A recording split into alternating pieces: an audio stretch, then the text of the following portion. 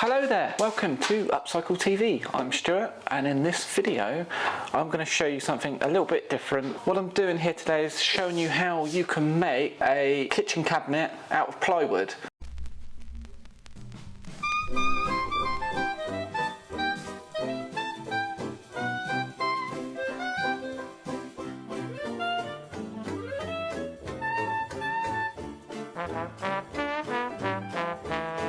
So regular plywood will cost you around £20 a sheet in a DIY store like B&Q. That's actually a little bit less than what you would pay off the shelf for a chipboard unit. So it's pretty good, and you end up with a really solid, good quality kitchen cabinet that you've made yourself. It's not the easiest task to do, and you do need some nice kit to do it. So I'm using a plunge saw and a track guide for it to sit on. This means that we get some absolutely perfect straight cuts, makes the job really easy. It's a little bit of an expensive kit.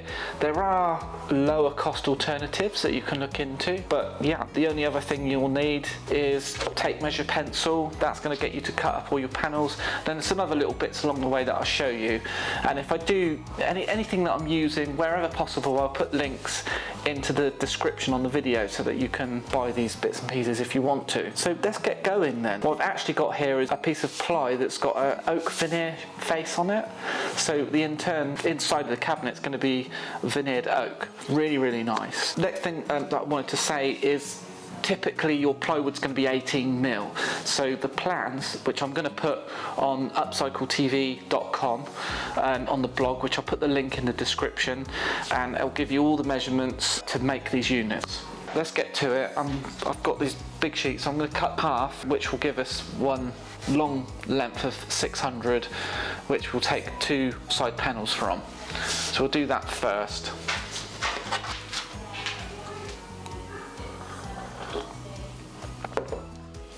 So when I do the cut, I'm going to use the raw edge as the back, so it's quite important that as you're going, you mark up that what you're going to be using it for. So I'm just going to write here that this is the front face.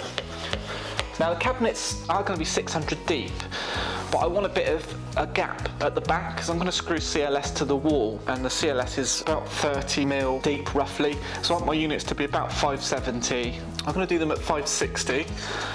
Then when I add the CLS on, that will give me the right depth for a tiny bit of overhang on the 600mm worktop. So I measure 570 from the front edge. So I'm just using a tape measure, mark my 570, and then all I've got to do is put my track saw up to it.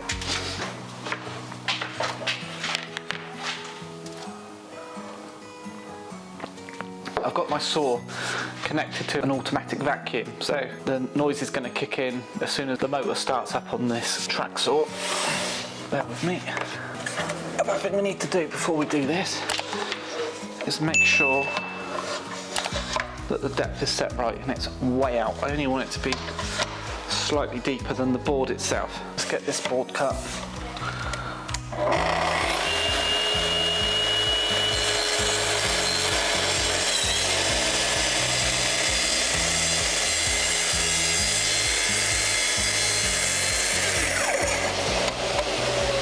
If you're using a hose on your vacuum, it's a really good idea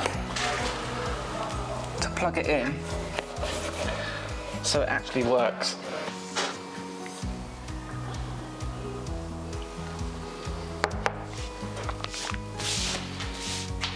Right, so that's one main cut through the board. It gets a little bit easier after you've done your two big cuts. I'm going to do the second big cut now, so I'm going to go 570 from the good edge back here, so we actually have two good edges on this particular one.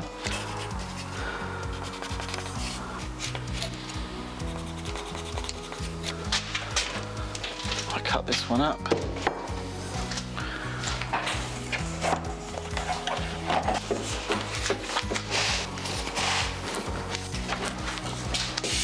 Doesn't actually matter which way I cut this now. I could reverse it and cut up that way, but it's fine. I'm going to go with the same again. It's quite awkward cutting like this at the best of times, but when you're trying to do it and get it on camera and get the right angles and stuff like that, makes it even more difficult.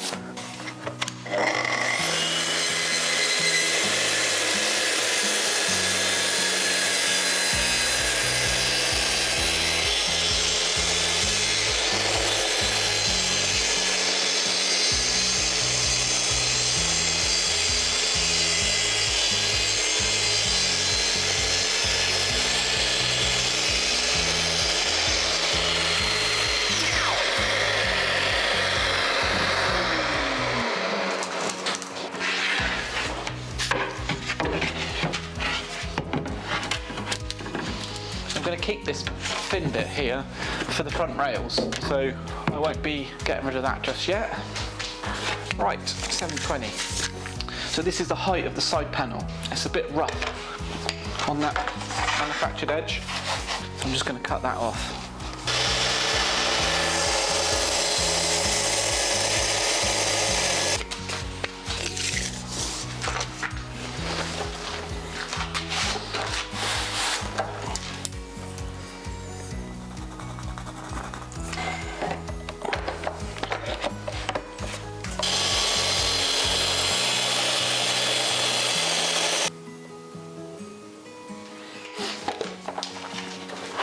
There we go, there we have it. So it's one perfectly finished side panel ready to go. So I'm going to cut a second one of these.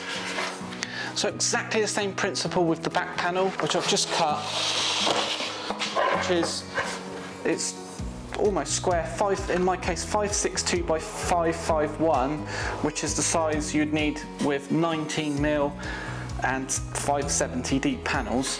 So that's great. I've got the back panel now. The last bit we need is just the front rail, which I've already got here. I'm just going to cut the length I need of that.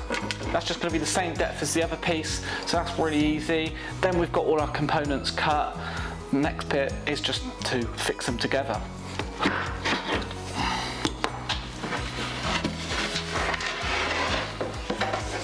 Okay, I've got my back panel here, got all the components I need, back panel, side panel. I just put the side panel up now, and just literally, I'm going to put it like that. So that's the side panel, that's the back of the unit here. So we're going to put some screws in here. I've got this cracking little tool that holds your two panels together. Not very expensive, so worth investing in. It just sits on there like that. And you just clamp it together, and that holds your corner joint together perfectly, and you haven't got to worry about holding it while you're screwing it. It just makes the job so much easier. So that's on there. I'm just going to go and grab my screws and my drill, and off we go.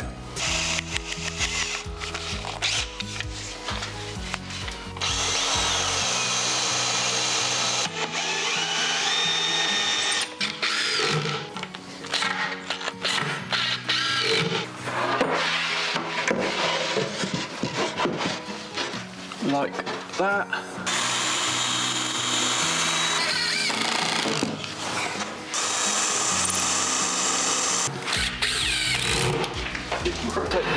If I spin this round now, you can see this is the base look, and it just slots in perfectly. That's the beauty with these tools. The cuts are absolutely amazing. It makes this job, which would normally be really difficult to get, absolutely bang on. So you can see the front edge, everything's lining up really well. So all I need to do now is just put the screws in there, put the top rail in there, and that's the carcass done.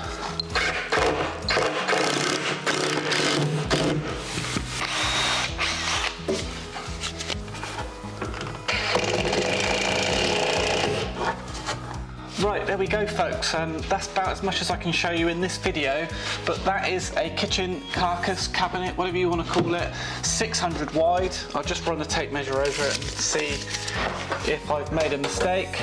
It's absolutely bang on 600, so that will fit a standard 600 kitchen door. You'll need the hinges, whichever way you want to do it, unless you want to put drawers in there. And then the other thing you just need to do is buy a leg pack.